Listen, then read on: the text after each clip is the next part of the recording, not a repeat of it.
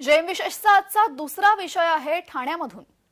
देशभरात गाजलेलं सीमा हैदर प्रकरण तुम्हाला आठवत असेलच। पाकिस्तानची रहिवासी असणारी सीमा हैदर सचिनवरील प्रेमासाठी तिच्या मुलांना घेऊन भारतात आली होती आणि तिने सचिनशी लग्नगाठ बांधली।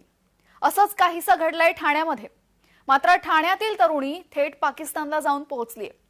ठाण्यातील तरुणीची सोशल मीडियावरून पाकिस्तानातील तरुणाशी ओळख झाली आणि त्यानंतर तिने बनावट कागदपत्र बनवून ठाण्यातील तरुणी थेट पाकिस्तानात पोहोचली। या संदर्भात असे आरोप पोलिसांनी तर केलेले आहेत। पाहुयात याच संदर्भात आजच्या जैम विशेषमध्ये।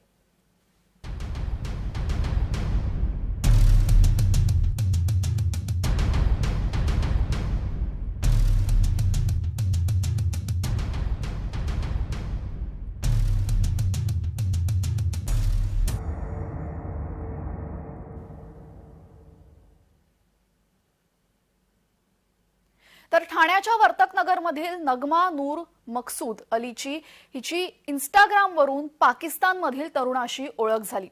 हळूहळू या ओळखीचं रूपांतर प्रेमात झालं। मग या दोघांनी भेटायचं ठरवलं, पण हे दोघेही वेगवेगळ्या देशात राहत होते। नगमा ही ठाण्यात होती तर तिचा प्रियकर पाकिस्तानमध्ये।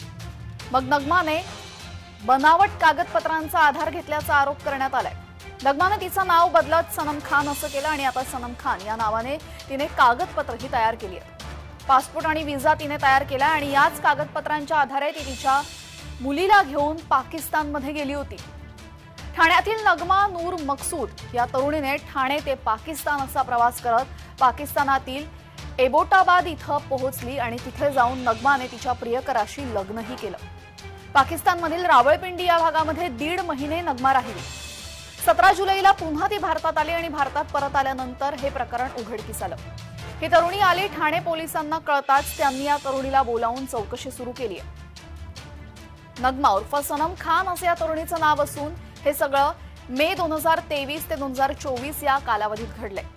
पोलिसांनी आता ठाण्यातील नगमा नूर मकसूद उर्फ सनम खान हिला ताब्यात घेतलंय। तिची कसून चौकशी केली जाते। ठाणे पोलीस सध्या नगमाच्या नातेवाईकांचाही तपास करतायत।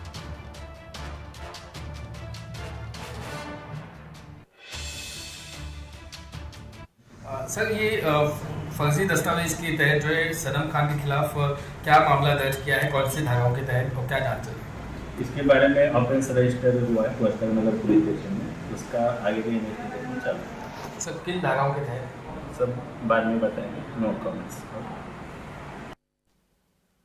दरम्यान आता सनमच्या आईने पोलीस विनाकारण त्रास देत असल्याचा आरोप पोलिसांवरच केलाय। त्यांच्या मुलीने कोणतीही चूक केलेली नाही आणि सर्व कागदपत्र खरी असल्याचा दावा नगमाच्या आईने केलेला आहे।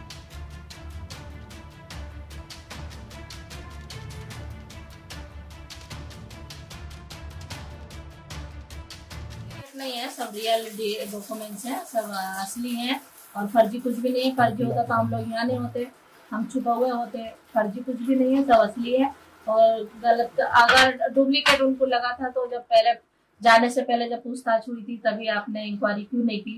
तभी करनी चाहिए थी। जब वीजा नहीं मिला था, पुलिस में वर्तकनगर में इंक्वायरी हुई, तभी आपने कोई एक्शन नहीं उठाया, तब ओके कर दिया। तो अब आके मेरी लड़की को परेशान कर रहा है और मेरी यही गुजारिश है कि मेरी बेटी को परेशान नहीं किया जाए। डॉक्यूमेंट सब असली हैं।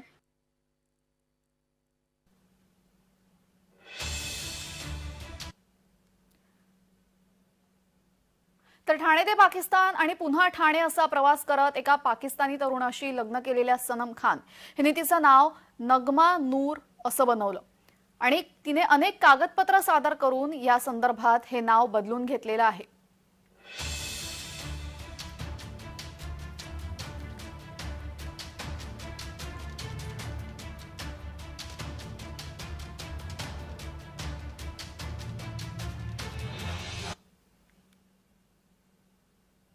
दरम्यान ठाण्यामध्ये घडलेलं प्रकरण हे एकमेव प्रकरण नाहीये।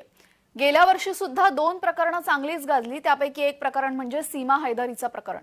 सीमा हैदर ही महिला प्रियकर सचिनसाठी गेल्या वर्षी भारतात आली होती।